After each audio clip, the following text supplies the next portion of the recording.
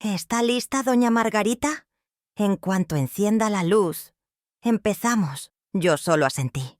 Me temblaban las manos, pero no los recuerdos. Me senté frente al micrófono, respiré hondo y conté lo que nadie quiso escuchar durante años. Lo que vas a oír no es una historia de ficción, es real. Me pasó, me duele, me cambió.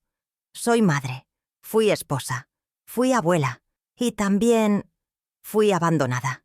Esta es la primera vez que lo digo todo, que cuento cómo mi propia hija me dejó en un asilo como si fuera basura vieja. Cómo me borraron de la historia familiar. Cómo convertí el dolor en voz y la voz en arma. Aquí, frente a este micrófono, sin maquillaje, sin filtros, vas a conocer a la mujer que ya no pide permiso para existir. Si alguna vez has amado a alguien que te rompió, si alguna vez has sentido que tu familia te dio la espalda, si eres madre y estás cansada de callar, este video es para ti. No lo pauses, no lo ignores, porque esta historia te va a doler, pero también te va a despertar. Me di cuenta que estaba muerta el día que se cerró la puerta del asilo detrás de mí. No fue un portazo, ni una escena dramática. Fue un clic suave, casi sordo, como el sonido de una lápida bajando. Mi hija ni siquiera me miró. Dijo que era lo mejor para todos, y se fue sin abrazarme. Me quedé ahí, de pie, con una bolsa vieja en la mano y el alma deshecha. Sentí que algo dentro de mí se rompía en 1000 pedazos, como si me hubieran enterrado en vida, sin funeral, sin flores, sin despedida. Lo que más me dolió no fue el lugar, sino la forma en que me entregó. Como si yo fuera un mueble viejo. Firmó los papeles, me dio un beso en la frente, frío, sin emoción, y me dijo: «Te voy a visitar pronto, mamá». Pronto. ¿Qué palabra tan vacía? Me asignaron una cama, una bata blanca y una compañera de cuarto que ya no hablaba. El olor a desinfectante se me metió en el cuerpo. Y ahí empezó mi nueva rutina. Esperar. No sabía qué, ni a quién, solo esperar. Cada día se parecía al anterior. Amanecía, me vestía, comía sin hambre y pasaba horas mirando por la ventana, viendo cómo el sol entraba en la habitación sin tocarme. Nadie llamaba, nadie preguntaba por mí. Me preguntaba a mí misma si en verdad fui una buena madre, si acaso hice algo tan terrible como para que mi hija me dejara aquí, entre paredes grises y silencios que duelen más que los gritos. Empecé a notar que no era la única. Había muchas como yo, madres, abuelas, mujeres que un día lo dieron todo por su familia y terminaron olvidadas en un rincón. Una de ellas me dijo algo que jamás olvidaré. Aquí no venimos a morir. Aquí venimos a esperar que algún día se arrepientan. Esa noche lloré en silencio, abrazada a la almohada, tapándome hasta la cabeza como cuando era niña. Pero ya no era una niña. Era una anciana rota. El personal del asilo era correcto. Hacían su trabajo. Nos daban de comer, nos bañaban, nos hablaban con voz suave, pero no nos veían. No de verdad. Yo intentaba no molestar, no quejarme, no llamar la atención, pensando que así, tal vez, mi hija vendría. Pero no vino. Nunca. Ni una carta, ni una llamada. Entonces empecé a escribir en un cuaderno viejo. Cartas que nunca enviaba. Cartas para ella. Cartas para mí. Una tarde, regando unas flores secas del patio, una enfermera joven se me acercó. Me dijo: «Usted no parece de aquí, doña Margarita». Le pregunté por qué. Me respondió: «Tiene fuego en los ojos». Me quedé callada. No supe qué decir. Esa frase me persiguió todo el día. Y esa noche, por primera vez, soñé con mi madre. La vi sentada en la cocina, esperándome con una taza de café.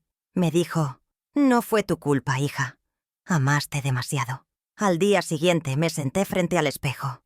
Hacía años que no me miraba así. Tenía arrugas, sí, canas, muchas, pero también tenía dignidad. Y una chispa que empezaba a encenderse. Decidí que no iba a dejar que mi historia terminara ahí. No sin decir lo que sentía. No sin contar la verdad. Si mi hija no quería escucharme, entonces haría que el mundo lo hiciera. No por venganza, por justicia, por mí. Comencé a observar más, a escuchar, a escribir con más rabia, a recordar. Y en medio de ese asilo triste, algo dentro de mí empezó a despertar.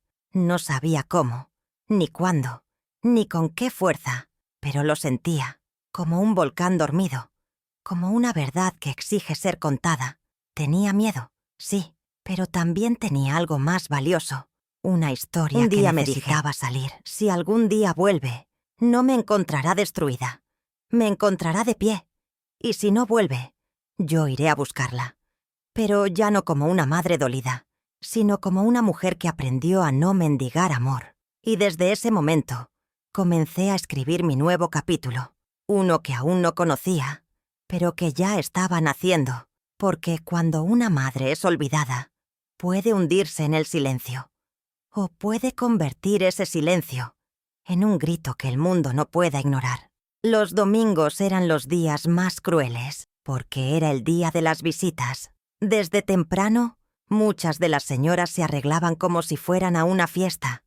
Se pintaban los labios, se ponían perfume, preparaban fotos para mostrar. Algunas incluso llevaban la misma blusa que usaban cuando sus hijos eran niños. Yo no me arreglaba. Sabía que nadie iba a venir por mí, pero igual me sentaba en el jardín, fingiendo leer un libro, mirando la reja, como si pudiera aparecer una cara conocida. Una vez vi a una señora que no paraba de llorar. Su hijo le había prometido que vendría con sus nietos. Siempre dice que viene, y siempre se le olvida. Repetía, una y otra vez, con voz quebrada. Quise consolarla, pero no supe qué decir, porque yo también estaba esperando a alguien que no iba a venir, porque su llanto era como el mío, solo que yo lo escondía mejor. En ese lugar, todas cargábamos la misma historia, solo que con diferentes nombres. Me volví amiga de una señora llamada Inés. Tenía una sonrisa frágil y las manos siempre frías. Me contó que la dejaron en el asilo el mismo día que enterraron al papá de sus hijos. «Nos cuidaste mucho, mamá. Ahora te toca descansar», le dijeron antes de irse. Y nunca más volvieron.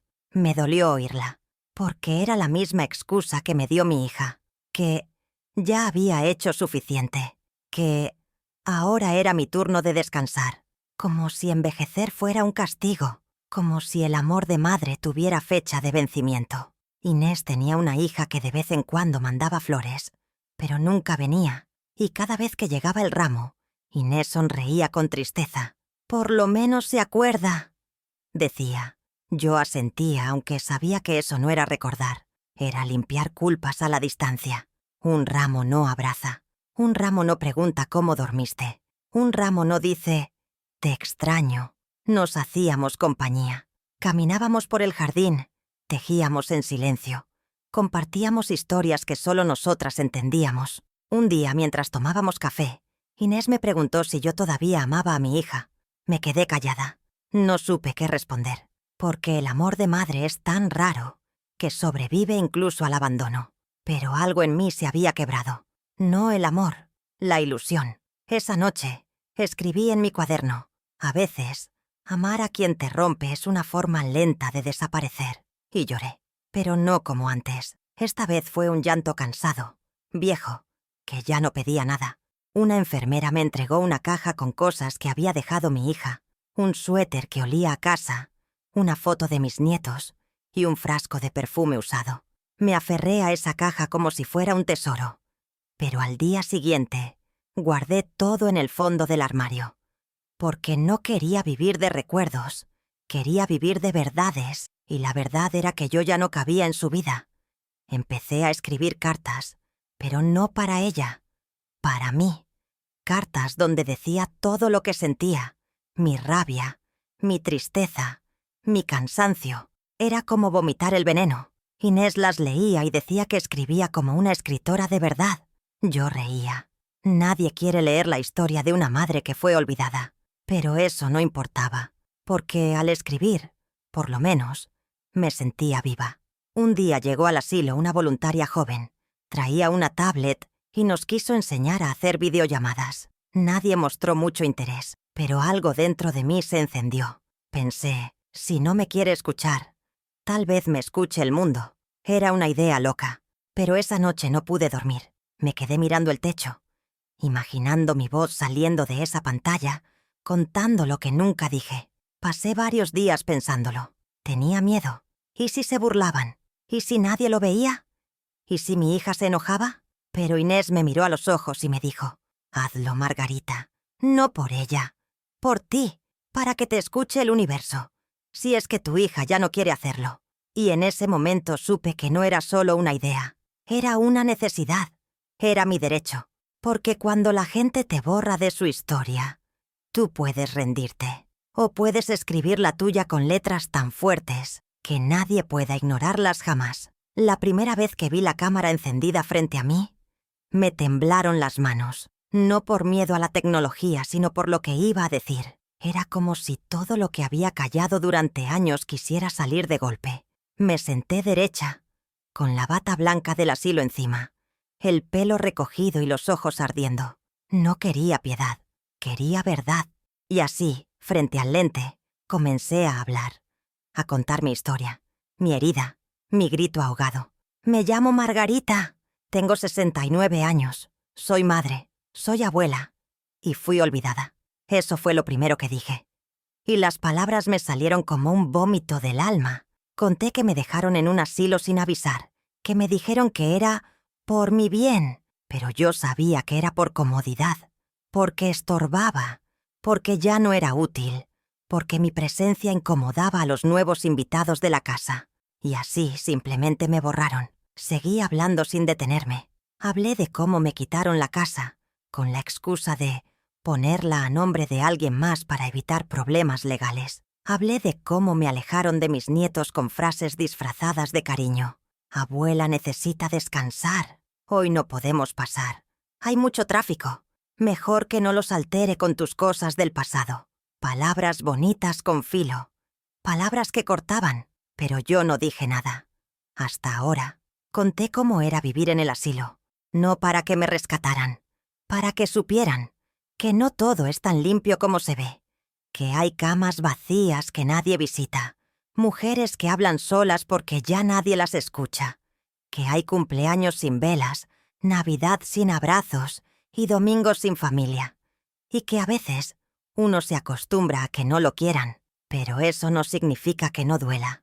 La voluntaria que grababa estaba en silencio, sus ojos llenos de lágrimas. Cuando terminé, me dijo: «Vamos a subirlo a una página donde la gente cuenta historias reales». Yo no entendí mucho, pero asentí. No esperaba nada. Solo sentí que algo dentro de mí se liberaba, como si por fin hubiera gritado debajo del agua y alguien, allá afuera, me hubiera escuchado.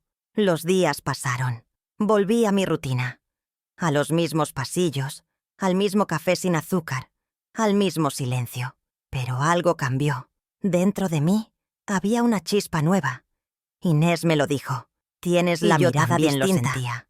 Ya no esperaba que vinieran por mí. Ahora esperaba que mi voz llegara lejos, aunque nadie la reconociera, aunque no tuviera nombre. Ya no me importaba ser invisible, mientras no fuera muda. Una semana después, la directora del asilo me llamó a su oficina. Pensé que era por alguna queja, pero cuando entré, tenía la cara sorprendida. «Margarita, su video tiene más de 300.000 vistas». Yo no entendí qué significaba eso. Me mostró en la pantalla mensajes, corazones, lágrimas digitales. «Gracias por contar lo que mi madre nunca pudo decir», decía uno. «Después de verla, fui a visitar a mi abuela», decía otro. Lloré, pero esta vez, de alivio. Desde ese día todo cambió. Otras mujeres me pedían ayuda para contar sus historias. Nos reuníamos en la tarde, hablábamos, llorábamos. Grabábamos pequeños videos con el celular de la voluntaria. Algunas solo querían decir: «Estoy viva». Otras, pedir perdón. Otras, simplemente ser escuchadas por última vez. Se formó un pequeño grupo. Lo llamamos Mujeres con Voz. No éramos famosas, ni jóvenes, ni influencers. Éramos madres que un día dieron todo y terminaron olvidadas. Pero ahora hablábamos. Y cada palabra era un ladrillo que derribaba el muro del silencio.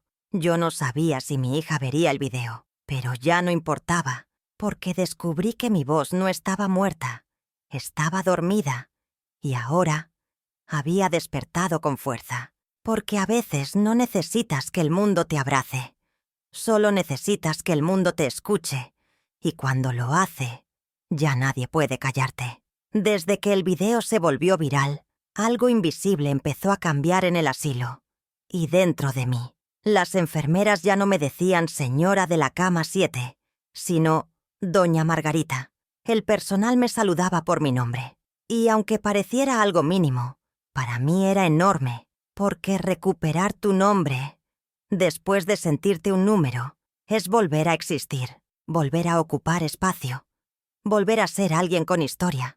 Lo que más me sorprendió fue ver cómo mi voz encendió otras. Mujeres que no hablaban empezaron a contar lo que llevaban enterrado. Inés se animó a leer en voz alta uno de sus poemas. Leticia mostró fotos de su hija que tenía escondidas bajo el colchón. Matilde dejó de caminar encorvada. Era como si, de pronto, todas recordáramos que aún éramos mujeres. No solo cuerpos esperando la muerte. Aún teníamos fuego. Aún teníamos alma. Una mañana, María, una señora que casi nunca hablaba, me tomó la mano y me entregó una fotografía vieja. En ella estaba ella misma, joven, sonriente, con sus 3 hijos. Me dijo en voz bajita. Esto era yo. La miré a los ojos y le respondí. Y aún lo eres, aunque el mundo lo haya olvidado. Esa frase se quedó flotando entre nosotras, y yo supe que estaba haciendo algo más grande que un simple video. Estaba despertando memorias. Cada día llegaban cartas. Algunas eran de personas que habían visto el video. Otras de mujeres que querían hablar conmigo. Una decía, mi mamá está viva, pero no la visito. Después de ver su video, hoy mismo voy a verla. Otra decía, gracias por no callarse. Gracias por decir lo que tantas sienten y no saben cómo explicar. Y yo lloraba. Pero no por tristeza, por conexión, porque por primera vez en mucho tiempo no me sentía sola. Una mañana, una enfermera me dijo que había una visita para mí. Sentí que el corazón se me salía del pecho. Pensé que tal vez era mi hija. Caminé hasta el salón con las manos temblorosas. Y ahí estaba, una joven, con una libreta en la mano y los ojos llenos de emoción. No era mi hija. Era una periodista. Quería entrevistarme. Usted me hizo entender a mi madre, me dijo. Y yo sonreí con tristeza, porque a veces, quienes no te deben nada, te dan todo. Acepté la entrevista. Hablé con el corazón en la mano. Conté lo que sentí el día que me dejaron. Lo que se siente mirar el reloj y saber que nadie va a venir. Conté cómo se muere una madre en vida. Y también cómo se puede volver a nacer. Sin rencor, solo con verdad. Esa entrevista también se volvió viral.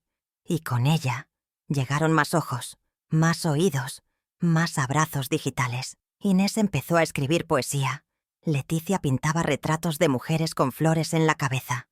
Matilde enseñaba a otras señoras a usar el celular. Algo estaba pasando. Algo hermoso. Algo que no se veía, pero se sentía. Ya no esperábamos ser salvadas. Nos estábamos salvando entre nosotras. Con palabras. Con presencia, con dignidad. Un día, un voluntario nos trajo una computadora. Nos enseñó a hacer videollamadas. Algunas lloraban al ver a sus hijos. Otras no querían llamar. Yo me quedé en silencio. No sabía si mi hija me había bloqueado. No sabía si me odiaba. Pero tampoco me importaba tanto ya, porque entendí que el perdón, cuando llega, tiene que ser desde el amor, no desde la obligación. Ese día me senté sola, frente al espejo.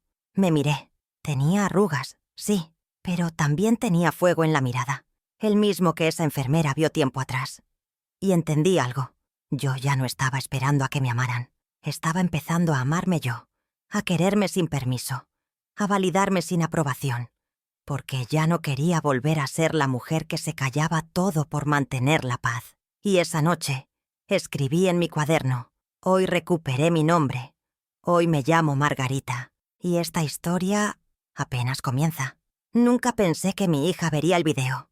Creí que, como siempre, ignoraría todo lo que viniera de mí. Pero la vida da vueltas raras. Una mañana, mientras barría el patio del asilo, una enfermera me dijo que una mujer había llamado. Estaba alterada, molesta, preguntando si era cierto que su mamá había hecho público lo que pasó. Supe de inmediato que era ella, y que sí, lo había visto. Y lo peor de todo, no le dolió. Le dio vergüenza. Me imaginaba su cara. Esa noche casi no dormí. Tal vez su esposo lo había visto. Tal vez alguien en su círculo de amigos le dijo, ¿esa no es tu mamá? Y entonces el disfraz se le cayó. Y se sintió expuesta. No por lo que yo conté, sino porque, la verdad, cuando se dice en voz alta, incomoda. Y mi hija nunca estuvo preparada para verse en el espejo de sus actos. Al día siguiente, la directora del asilo me llamó. Mi hija quería hablar conmigo por videollamada. Me preparé, no por emoción, sino por claridad. Quería ver si su mirada seguía siendo la misma. Fría, distante. Y sí, cuando apareció en la pantalla, no vi ni una lágrima, solo enojo. ¿Por qué hiciste eso, mamá? Fue lo primero que dijo. No un hola, no un ¿cómo estás? Solo un reclamo. Como si yo fuera la que la había traicionado. La miré en silencio. Luego le dije, conté mi verdad. No te nombré, pero si te dolió, es porque sabes que es tuya también. Se quedó callada unos segundos. Después explotó. Me acusó de manipular, de querer atención, de exponerla. ¿Tú sabes todo lo que he tenido que hacer para mantener mi vida en orden? Y tú, con ese video, lo arruinaste todo. Esa frase me partió. Porque no me hablaba como hija. Me hablaba como enemiga. Le respondí con calma. Si lo que conté te molesta, no es por lo que dije. Es porque sabes que es cierto. Y porque tú fuiste quien me dejó aquí. Me amenazó. Me dijo que si no bajaban el video, tomaría acciones legales. Que yo no sabía el daño que estaba haciendo. Y entonces, algo dentro de mí se cerró para siempre. Ya no había dolor, solo certeza. Le dije, haz lo que quieras. Ya no tienes poder sobre mí.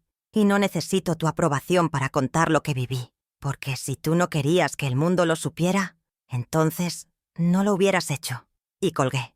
Sin miedo, sin culpa, sin temblor. Porque por primera vez, era yo la que ponía el límite. Inés me abrazó cuando le conté. Me dijo, y sentí ahora que era verdad. Ya no tienes cadenas. No hay peor prisión que el miedo a decepcionar a tus hijos. Y yo ya no tenía ese miedo. Porque entendí que el amor verdadero nunca te pide que te desaparezcas para no incomodar. Los días siguientes fueron tensos. La dirección del asilo recibió llamadas. Mi hija ofreció dinero para que bajaran el video. Dijo que era un asunto familiar y que yo no estaba bien emocionalmente. Pero ya era tarde, porque ya no era solo un video. Era una voz, un testimonio, una bandera para muchas mujeres que vivían lo mismo. No lo podían borrar. Y entonces decidí ir más lejos. Acepté una invitación a hablar en un programa de radio local. Me llevaron en un coche. Me senté frente a un micrófono y conté mi historia. No como víctima, sino como sobreviviente. Y cuando terminó, una mujer del público se acercó y me dijo, «Gracias. Me diste el valor para sacar a mi mamá del asilo. Lloramos juntas. Fue hermoso». Volví al asilo sintiéndome otra. Ya no era la madre olvidada. Era la mujer que se atrevió, que no cayó, que no pidió perdón por existir. Esa noche me acosté y escribí, «Hoy, quien debería tener vergüenza, no soy yo». Nunca esperé volver a ver a Rafael. Era un hombre que tenía archivado en mi corazón, como una fotografía en blanco y negro guardada en una caja que ya nadie abre. Fue mi primer amor. Nos conocimos cuando yo tenía 17 y él trabajaba como aprendiz de carpintero en el barrio. Me escribía cartas perfumadas y me regalaba figuras de madera con mi nombre, pero mi padre lo rechazó por pobre y soñador. Lo sacaron de mi vida sin mi permiso. Yo lloré. Él desapareció y nunca más supe de él, hasta ese día. Era un jueves por la mañana. Yo regaba unas plantas en el patio del asilo, cuando vi a un hombre parado junto a la reja, alto, con el cabello gris, ojos profundos y una caja de madera en las manos. Me miraba como si me reconociera. Me acerqué despacio, con el corazón latiendo como si tuviera 20 otra vez. Y cuando dijo mi nombre, supe que era él. «Margarita, sigues oliendo a vainilla», dijo, con esa voz que el tiempo no pudo borrar. No pude hablar, solo lo abracé. Un abrazo largo, torpe, urgente, como si quisiéramos recuperar todo lo que el destino nos robó. Lloré, él también. Los dos sabíamos que no éramos los mismos, pero algo en nosotros seguía igual. Algo que no muere con los años, ni con las traiciones, ni con las heridas. Algo que solo duerme, esperando un reencuentro. Me contó que nunca se casó, que trabajó toda su vida con madera, que cuando vio mi video, supo que tenía que encontrarme. Una sobrina me mostró el video. Te reconocí en tus ojos, supe que no podías haberte rendido todavía, dijo. Viajó desde lejos, sin avisar, sin saber si yo quería verlo, solo con la esperanza de que todavía hubiera algo por reconstruir. Empezó a visitarme cada semana. Me traía dulces, libros, pequeñas figuras de madera talladas a mano. Nunca habló de amor, solo de tiempo, de historias, de todo lo que no pudimos vivir. Pero yo sabía que cada mirada suya era una caricia, y cada silencio una promesa. Inés lo llamaba el novio de Margarita. Yo solo sonreía. No quería ponerle nombre a lo que aún estaban haciendo. Un día me llevó una silla que había hecho especialmente para mí. Tenía grabado mi nombre y la fecha de nuestro reencuentro. Nunca es tarde, Margarita. Solo hay que tener el valor de empezar de nuevo, me dijo. Me senté en esa silla como quien se sienta sobre su historia, y entendí que había partes de mí que aún no estaban rotas, que aún podía amar y ser amada. Empecé a soñar con otra vida, una donde no despertara con ruido de campanas de asilo, ni esperara una visita que nunca llega. Una vida con jardín, con pan recién hecho, con alguien que me mire como si fuera suficiente. Rafael me hablaba de una casa sencilla en el campo, un lugar para vivir tranquilos. No para escapar, para renacer. Le conté a Inés. Me abrazó con fuerza. «Te mereces eso y más», me dijo. No le conté a mi hija. No por miedo, por protección. No quería que su juicio contaminara lo limpio de este nuevo comienzo. Rafael no era una ilusión. Era un hombre real, que había regresado a tiempo, que no venía a rescatarme, sino a caminar conmigo. Esa noche frente al espejo, me miré de nuevo. Pero esta vez vi algo distinto. No la mujer que fue abandonada. No la madre que lloraba cartas. Vi una mujer con esperanza. Una mujer viva. Una mujer completa. Y entonces me dije en voz baja, si voy a volar, que sea por mí. Después de la tercera entrevista, empezaron los mensajes amenazantes. Algunos anónimos. Otros, claramente de parte de mi hija. «Ya basta», decía uno.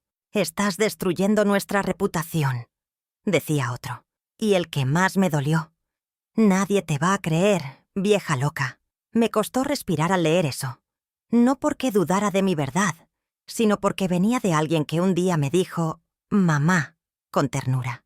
Me senté en la cama y cerré los ojos. El dolor era antiguo, pero seguía doliendo como nuevo. No respondí, ni una palabra. Porque entendí que no se trata de convencer a quien no quiere escuchar. Se trata de hablar para liberar, de contar tu historia aunque el otro se tape los oídos. Yo ya no hablaba por ella. Hablaba por mí, por Inés, por Leticia, por todas las mujeres que aún no sabían cómo poner en palabras su tristeza. Mi voz era mía. No iba a regalarla más. Una tarde, la directora del asilo me pidió hablar en privado. Me explicó que había recibido una carta formal de parte de un abogado. Mi hija pedía que me prohibieran seguir hablando públicamente. Alegaba que yo estaba siendo manipulada, que no estaba en mis facultades mentales y que mis declaraciones podían ser perjudiciales para la familia. Sentí rabia, una rabia limpia, clara. Me estaban queriendo callar. Otra vez. Le pregunté a la directora si creía que yo estaba loca.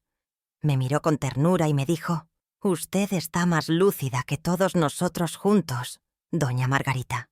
Entonces decidimos algo. Pedimos la visita de una trabajadora social y de una psicóloga externa. Me evaluaron, me escucharon, me miraron a los ojos. Al final, ambas firmaron un informe diciendo que yo estaba perfectamente consciente y capaz, que lo que decía era coherente, legítimo y profundamente necesario. Con ese informe en mano, la directora respondió formalmente. Mi hija no podía obligarme a callar. Y entonces el silencio cambió de bando. Ella no volvió a llamar, no volvió a escribir, y eso fue su respuesta. No pudo controlarme, así que decidió borrarme de nuevo. Pero esta vez entendí que su distancia no era un castigo. Era su incapacidad para mirar la verdad sin maquillarla. Las demás residentes celebraron conmigo. Fue una pequeña fiesta con pan dulce y café caliente. Inés me trajo un pañuelo bordado con la frase «No te calles nunca más». Lo guardo como un trofeo. Porque en ese momento entendí algo poderoso. No hay cárcel más peligrosa que el silencio impuesto. Y yo, por fin había escapado de ella. Rafael se enteró de todo. Me tomó de la mano y me dijo, «Están asustados porque por primera vez ya no les tienes miedo». Y era cierto, porque el amor no puede vivir donde hay censura, donde hay amenaza, donde hay vergüenza de una historia que no encaja en lo perfecto. Mi historia no era perfecta, era real, y por eso valía la pena contarla.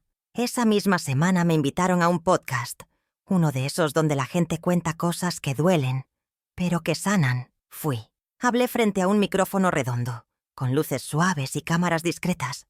Conté todo, desde el día en que me dejaron, hasta el día que Rafael volvió. Hablé de la carta que nunca respondieron, del abrazo que nunca llegó, de la mujer que me estaba reconstruyendo desde el dolor. Cuando terminó la grabación, hubo silencio. Luego, un aplauso. Y luego, una fila de gente queriendo abrazarme. Algunos lloraban. Otros solo decían gracias. Una joven me susurró. Hoy, por fin, entendí a mi abuela. Y entonces supe que cada palabra valió la pena. Que aunque mi hija nunca me escuche, alguien más lo hará.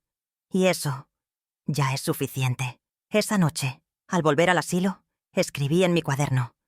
Ya no me callo, ya no me escondo, ya no me niego.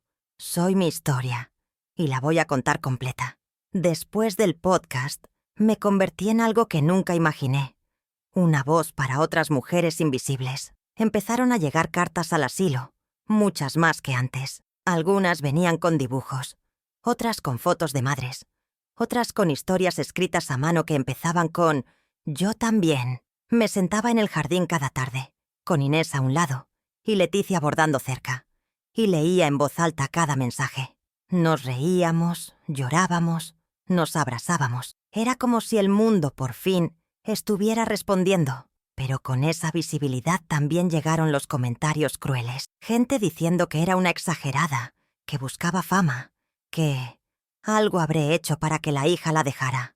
Al principio me dolió, mucho, pero luego entendí que quienes no han amado desde el abandono no saben lo que duele ser invisible para quienes diste la vida. Y esos comentarios ya no me tocaban igual, porque ahora tenía armadura, hecha de verdad. Rafael se volvió parte de mis días. Venía cada miércoles y sábado. Traía café, pan de pueblo y a veces flores del campo. Caminábamos por los alrededores del asilo. Hablábamos de lo que vendría. Me decía, cuando te salgas de aquí, no quiero que pienses en volver atrás. Quiero que construyamos algo nuevo, sin permisos, sin miedo, sin pasado que duela. Y yo lo escuchaba con el alma abierta. Un día, frente a una taza de café tibio, me preguntó, ¿te vendrías conmigo? Me congelé. Era la pregunta que mi corazón esperaba. Pero mi mente estaba llena de dudas. ¿Era correcto irme? ¿No estaría abandonando a las otras? ¿Y si mi hija se enteraba y decía que era irresponsable? Me quedé callada. Él me tomó la mano y dijo, «Ya no pidas permiso para ser feliz, Margarita». Y esa frase me cambió. Pasé días pensando en eso, caminando por el jardín como un fantasma. Las demás lo notaron. Inés me dijo, «¿Tienes miedo de vivir?» No supe qué decirle, porque sí, tenía miedo. Miedo a tener una segunda oportunidad. Miedo a que fuera demasiado tarde. Miedo a dejar de ser la mujer fuerte para volver a ser la mujer que ama. Pero también tenía ganas. Ganas de sol, de casa, de voz, de paz. Una tarde, encontré un sobre debajo de mi puerta. Era de Leticia. Adentro había una nota que decía, «Si te vas, no es abandono, es liberación. Nosotras también nos vamos contigo, aunque sea en espíritu». Lloré como no había llorado en semanas, porque entendí que mi libertad no era traición, era ejemplo, y que dejar el asilo no era olvidar a las demás, era mostrarles que sí se puede salir, Hablé con la directora. Le dije que quería irme. Me miró con sorpresa. ¿Tiene a dónde ir?, preguntó. Asentí. ¿Estás segura? Asentí de nuevo. Me hizo firmar papeles, revisar documentos, contactar a un asistente social. Fue un proceso lento, pero yo ya había esperado suficiente. Cada noche marcaba una X en mi cuaderno, como si fuera un calendario de esperanza. Inés preparó una pequeña despedida. Las señoras tejieron una bufanda con mi nombre. Cantamos canciones viejas. Hubo arroz con leche y abrazos. Fue más cálido que cualquier cumpleaños que recordara. Me sentía amada. Me sentía lista. Rafael llegó con el auto al amanecer. Me ayudó con la maleta. Miré una última vez ese lugar que me vio rota. Y también me vio renacer. Antes de subir al coche toqué el suelo con la mano y susurré: «Gracias por todo, pero ya no soy la misma». Y con ese gesto me despedí. No de la historia, sino de la herida. No de las mujeres, sino del dolor. Porque ahora, por fin, me estaba eligiendo a mí. Y mientras el coche arrancaba, escribí en una hoja suelta: «Hoy no pido permiso. Hoy me doy permiso». La casa de Rafael era sencilla, de esas que huelen a madera vieja y café recién hecho. Tenía un jardín pequeño, con rosas amarillas que él cuidaba con devoción. Me preparó un cuarto con una ventana grande y cortinas de flores. Cada mañana, el sol entraba como un abrazo. Yo cocinaba. Él leía el periódico en voz alta. A veces bailábamos en la cocina. A veces solo nos mirábamos. Y ese silencio tenía más amor que cualquier palabra. Habían pasado casi 3 meses desde que dejé el asilo. No había sabido nada de mi hija. Ni un mensaje, ni una llamada. Yo ya no esperaba nada. Estaba ocupada aprendiendo a vivir de nuevo. A reír sin culpa. A despertar sin miedo. A tomar café con las 2 manos, como cuando era joven. A escribir mis pensamientos sin esconderlos. Era libre. Por fin, libre. Una tarde, mientras tejía en el porche, escuché golpes en la puerta. No eran suaves, eran urgentes. Rafael salió primero. Escuché voces. Me levanté despacio, y cuando abrí, la vi. Mi hija. De pie, con el rostro deshecho, los ojos hinchados y las manos temblorosas. «Mamá, necesito hablar contigo», dijo con una voz que no conocía. Una voz rota. No supe qué decir. La miré como quien ve a un fantasma. Se arrodilló. Sí, ahí, frente a mí, con las rodillas en la tierra y el orgullo hecho pedazos. «Por favor, perdóname». Lloraba. Lloraba como yo lloré tantas noches sola. Pero yo no lloré, solo la observé. Porque ese momento no era solo suyo. También era mío. Era el espejo que tanto temí. Era la justicia de mi alma. Rafael me tocó el hombro con suavidad. Entró a la casa para dejarnos solas. Yo me agaché. Tomé sus manos y le dije: «¿Por qué vienes ahora?». Ella no respondió, solo lloraba. Me contó que vio otra entrevista, que leyó los mensajes, que una vecina le dijo: «No sabía que tu mamá estaba viva», que su hijo, mi nieto, le preguntó: «¿Por qué dejamos a la abuela?». Y entonces todo se le vino encima. Me dijo que no tenía excusas, que creyó estar haciendo lo correcto, que su esposo la convenció de que yo necesitaba descanso, que el trabajo, los hijos, el estrés, la alejaron, pero que ahora entendía que cada palabra que yo dije era cierta, que la reconocía, que dolía, que la perseguía. No respondí de vivir con eso en el pecho. Me tomé mi tiempo, no para castigarla, para digerir, porque el perdón no nace de la lástima, nace de la comprensión. Y yo aún no sabía si estaba lista. Le ofrecí una taza de café. Se sentó. Hablamos por horas. Me escuchó como nunca antes. Y yo le hablé como mujer, no como madre. Le conté lo que dolía, lo que quemaba, lo que aún no sanaba. Al final me dijo: «No quiero que regreses. Solo quiero que me permitas acompañarte, como tú quieras, como lo mereces». Y entonces entendí que tal vez algo en ella también estaba despertando. No la abracé. No todavía. Pero le dije: «Si quieres estar en mi vida, tendrás que aprender a caminar lento, sin pisar mis heridas». Ella asintió. Y se fue. En silencio, pero distinta. Esa noche escribí en mi cuaderno: «No se arrodilló por teatro. Se arrodilló porque por fin entendió que no todas las madres perdonan y que las que perdonan también renacen. Desde aquella visita todo se sentía más liviano, como si el aire pesara menos, como si mi pecho ya no cargara esa piedra antigua.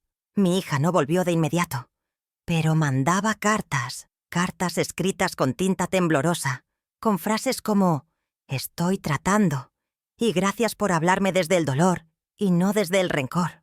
Yo las leía despacio. A veces lloraba, a veces no respondía, porque también aprendí que el silencio a veces es necesario para sanar.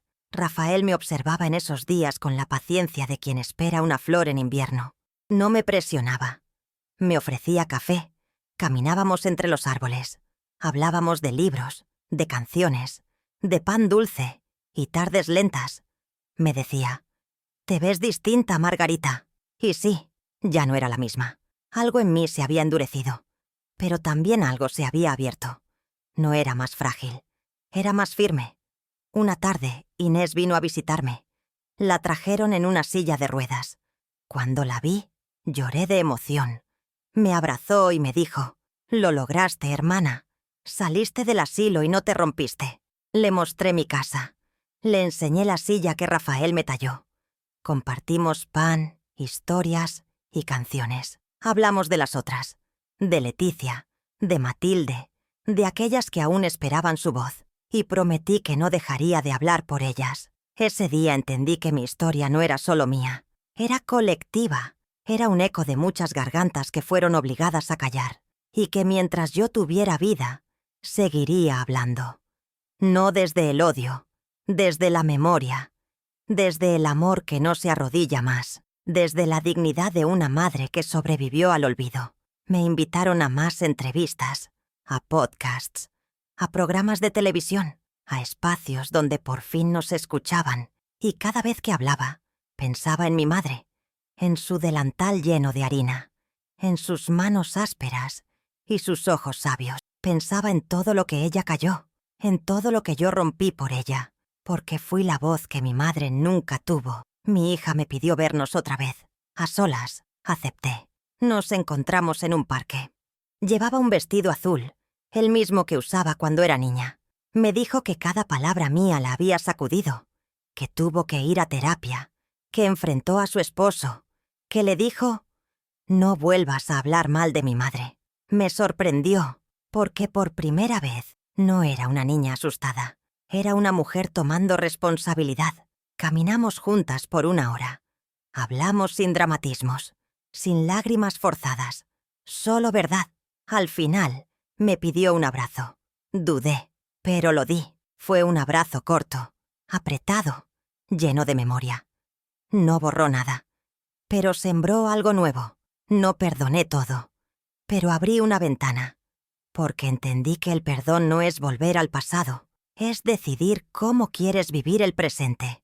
Volví a casa y me senté en mi sillón de madera. Miré las rosas amarillas en el jardín.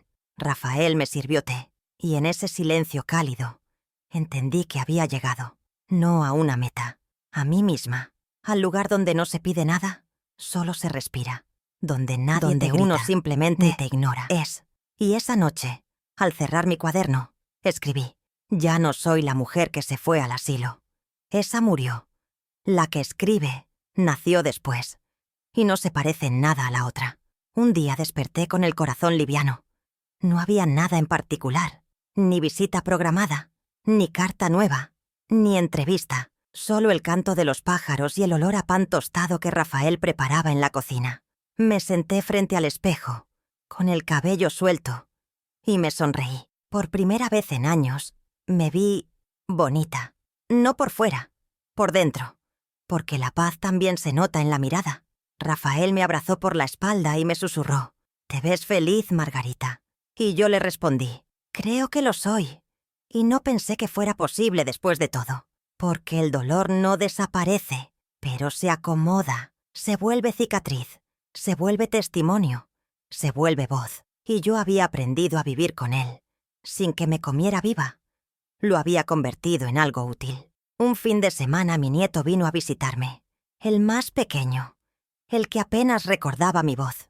Traía una carta en la mano. Mamá me dijo que querías leer esto tú misma, me dijo. Era una disculpa escrita por mi hija.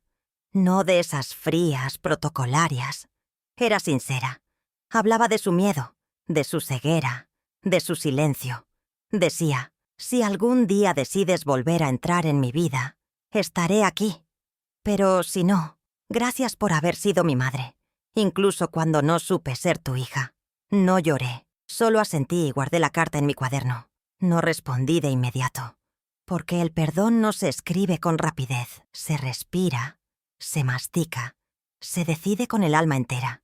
Pero supe que ese mensaje no era por ella, era por mí, porque cerraba un ciclo, porque ponía el punto final a un capítulo largo, oscuro, necesario. Rafael y yo comenzamos a construir cosas juntos, él en su taller de carpintería, yo en mi espacio de escritura.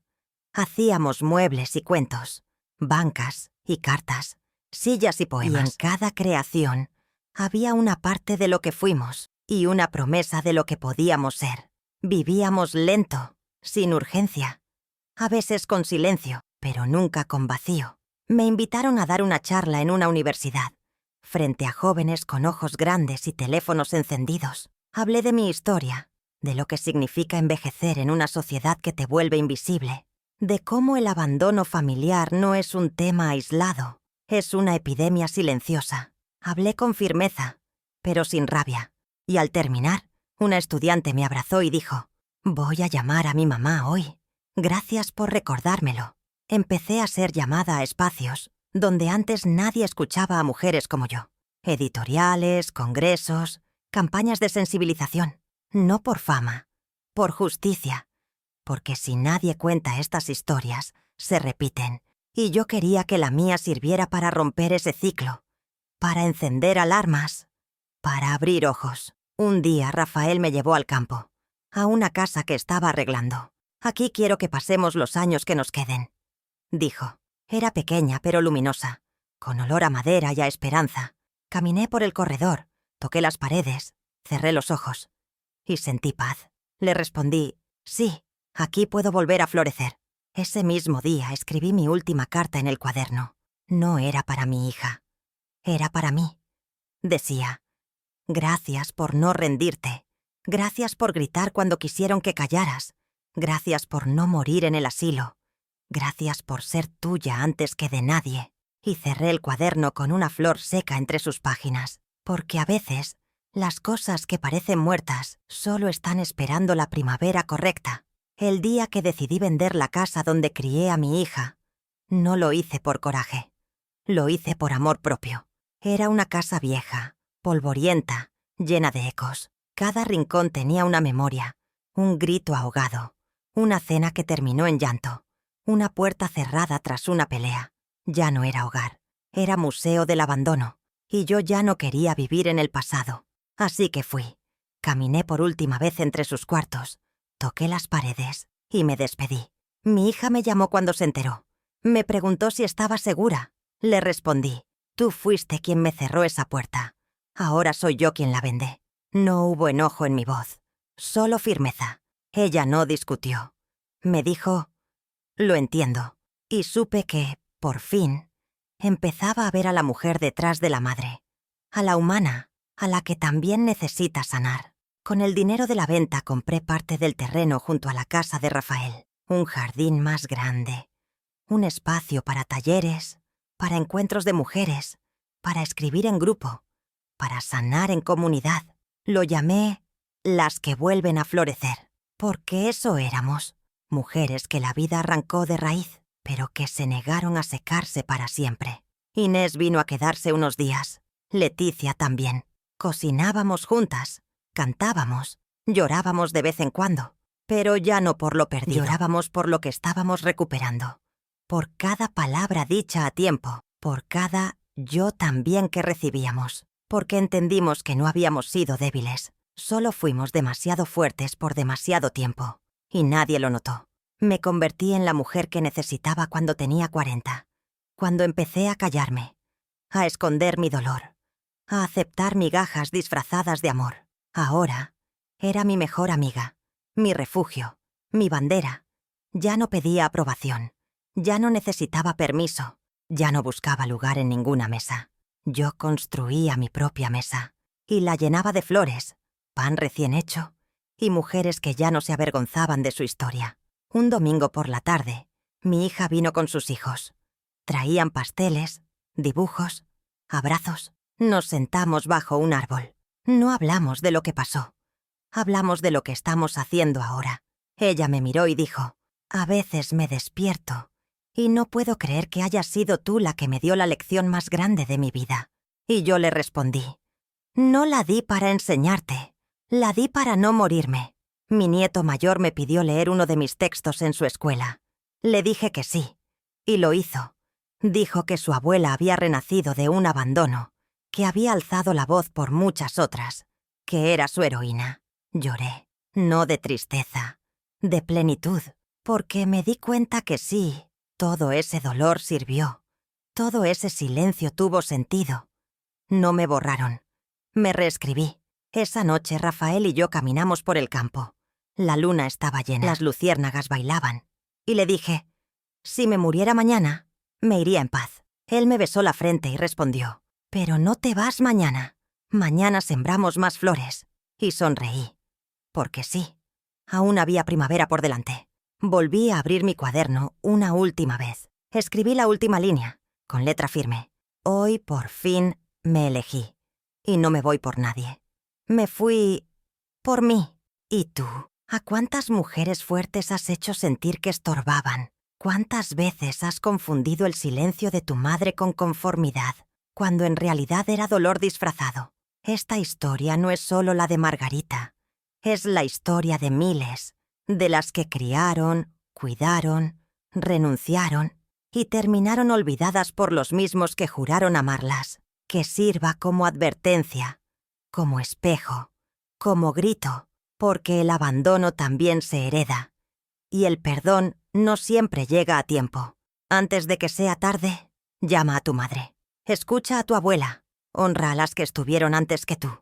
Y si tú eres una de esas mujeres que cargan heridas en silencio, no te calles más. Tu historia merece ser contada. Tu voz puede ser la que despierte otras. Activa la campanita.